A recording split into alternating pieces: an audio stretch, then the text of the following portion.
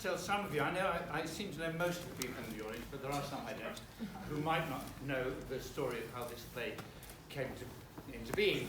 In 1987, I was the artistic director at the Stephen Joseph Theatre in Scarborough, where Alan Ayckbourn usually holds court and premieres most of his plays. He'd gone to the National for 2 years, and I was left to play with the theatre in his absence. The general manager, who was retiring, gave me a piece of advice. He said, whatever you do, lad, spend all your grants, because if you don't, you don't get it next year. So don't overspend, but you must spend all your grant. Well, I took this very heavily to heart, and approaching the end of my second year, I've been very careful, and I found that I'd actually got a little bit left over in my budget. So I thought, I have my programme all set for the rest of the year. I thought, we'll do an extra play. So I went to Stephen Malatrat, who was my assistant director and resident playwright, and said, I want you to write me a ghost story for Christmas. It can either be an original one, or you can adapt an existing one, but the set and costumes can't cost more than £1,000. There can't be more than 4 people in it, and we'll do it in the bar. And that was his brief, which didn't impress him hugely. But he went away and came back a couple of days later and said, have you read Susan Hill's novel, The Woman in Black? A novel that had come out about 5 years previously. I hadn't. He'd read it on holiday in Greece. And I read it overnight and thought, what an amazing story. But I said, look, you haven't been listening because there are about a dozen characters in this. Well, I've had an idea about that, he said. I may be able to give you some change. And sure enough, he wrote a play with 2 speaking parts. The reason I bring this up is that people say that all you need to make theatre is 2 planks and a passion. The 2 planks being the stage, the platform on which you deliver, and the passion being a story, the desire to share it, and the expertise with which you can do that. I agree. I think a little money also helps. and in this case, we had just a little money. And this is it's quite significant. I'm not a money man. Peter will speak much more eloquently about this. But I do think that because he had so little to play with, he had to find a way of telling the story incredibly economically.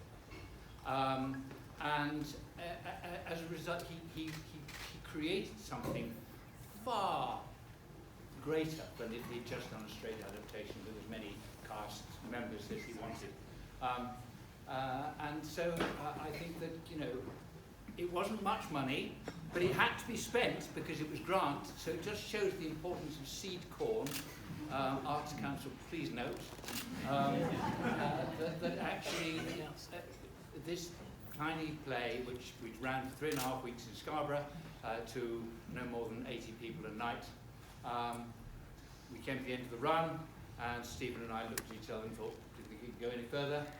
And Alan was coming back to take over the theatre, so I thought it was time to move, and I moved on. We had this project to try and get a production in London.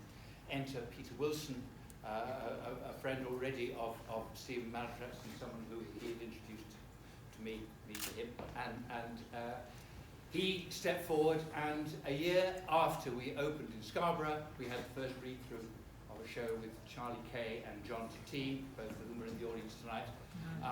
We opened Here it comes with in January 1989. We ran there for 7 or 8 weeks. Very good notices. On the strength of which notices, we went to the Strand. We were there for 6 weeks. We then moved to the Playhouse. We were there for about 3 months. And finally, we arrived here this week, 30 years ago. And we have been here ever since. And it's a joy. Looking out, I see so many wonderful faces of friends and family. And it is a family. It's a huge, extended family. Each time we rehearse it, it's a small, tight-knit unit, stage management, actors, and it's wonderful. And I have to thank so many people, but Peter particularly, because he, as a producer, allowed me the freedom to cast the play as I wanted to cast it, and to allow the people who I had cast to play the parts as they saw fit. So they actually had ownership for that 9 months. So it was their play, as it's Stuart's and Matt's now. It's been a wonderful trip, a just extraordinary trip, and I can't believe it's 30 years. But I'm going to shut up. If you would, this stage and island. The island is populated by some of the greatest sound design I know, courtesy of Rod Mead, some of the greatest lighting design I know, care of Kevin Sleep. The costumes and lighting, property of Michael Holt, who's sitting down here. And a great story by Susan Hill, and an astounding adaptation by Stephen Malatrat, all on this island. And every island needs its Prospero, and we have here. I should tell you that the Woman in Black is not just directed by Robin, but all the voices you hear are Robin's family. Not just the introduction before the show, turn up your mobile phones, but the station master and the clergyman, and the voice in the interval, and of course Janet Humphrey is recorded by dear darling Leslie, and the scream comes from Robin's then 9-year-old son. now I think a doctor, is that right? And Robin's never told me what he did to his child. So there is an island. Now I have a number of thank yous, but at the end of which we need some drinks up here, by the way. If that's okay. At the end of which I will.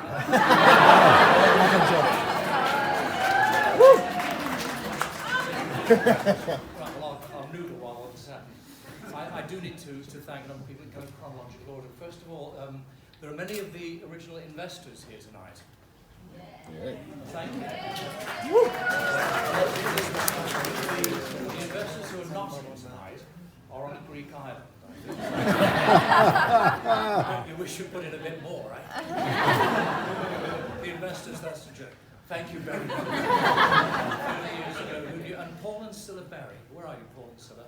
Right, Paul and Scylla, they won a competition in the Evening Standard to put some money into a West End show of their choice. Right? A free, just a prize. And they've been with us ever since, Paul and Scylla, and all the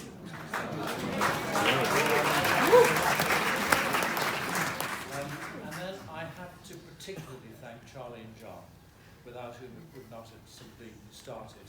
And I should tell you, well, at some point during the run at the Lyric Hammersmith, they were enjoying it so much that John said to Charlie that he wanted to play his part later on. And Charlie said, well, when you do that, I'll come back as Spider. Very pleased to tell you that neither of these things has happened.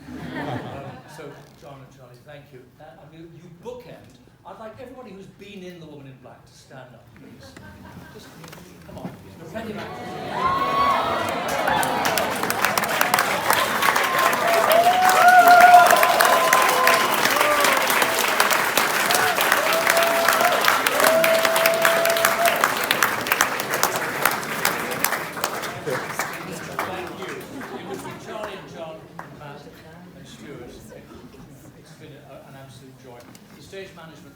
Has been extraordinary. John Height, who just brought his drinks on. Yes, John over there.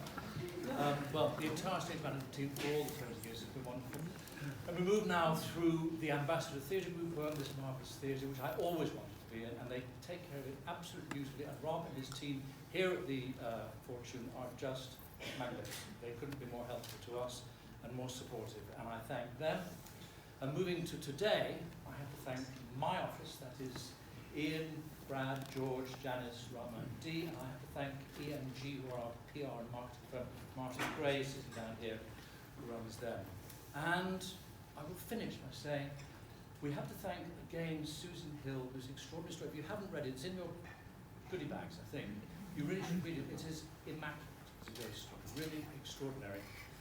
But mainly, we have to thank Stephen, who's not only written a play, which is a complete justification of an adaptation of a novel into a play. It makes perfect dramatic sense, but also trusted to imagination. Imagine, if you would, this stage and island. And over 30 years, we have played to more school children than I suspect any other show in the West End. We've single-handedly lowered the average age in the West End by about 20 years. As a result, alas, lowered the average ticket price here by about an equivalent amount. But that brings me to the toast, which is, without Steve, without his trust in the audience's imagination, none of this would have been possible. I think, therefore, the toast is imagination, if you don't mind. So, imagination. Imagination. I couldn't hear you. Imagination. Louder!